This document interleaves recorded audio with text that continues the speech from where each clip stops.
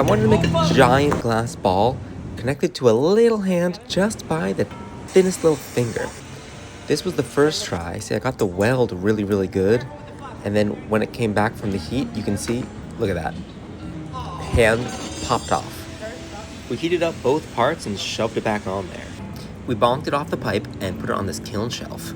Now the plan is to blast the finger and stretch it and bend it in a U-turn so that the hand and the ball rest on the same plane. I want it to look like the hand is making the ball. I stretch it and I try to bend it, but it's not long enough. So I blast it again, and I bend it, and it reaches.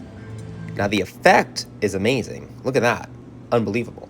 But you can see the finger is like boxy, and I want it like nice and round and curved. Also, because it bonked off the pipe and stuck back on again, there was like a weird globule.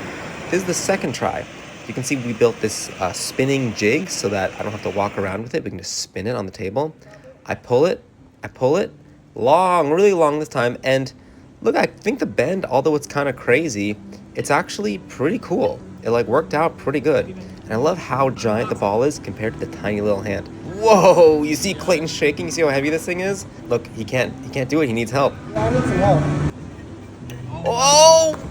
This was obviously a disaster.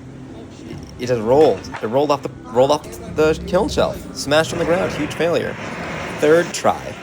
Looking good. I made the finger extra thick this time.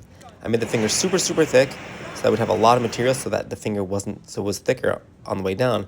But you can see the problem is only the tip of that cone gets hot versus the bottom, it's too, like, the ball's not a ball anymore. Now it's more of a teardrop shape. Yeah, let's see if Clayton can lift it. Look at that. See, we put the ring under the ball so it doesn't roll around anymore. Okay, time for the fourth try. This time I'm going to try to actually not bend it, but keep the finger straight. The problem was that I just didn't allocate enough material for the finger, so I couldn't pull it as long as I wanted to. Sticking it on there, and then pulling it out. Now this time, I decided I'm gonna, instead of getting the finger hot, I'm actually gonna get the ball hot. Stick the finger on and pull the material from the ball. I'm just pulling it out where it gets thin. I blast it, and I try to control Clayton's pulling with my voice. It's gotta be long and thin, and like the beauty of the piece to me is the difference in scale. Now I gotta bonk it off. It's very, very scary because I have to bonk it hard enough to break off the ball, but gentle enough not to break the finger. I can't believe I did it. It's gonna take like 5 days to cool down, so I'll check in with you later.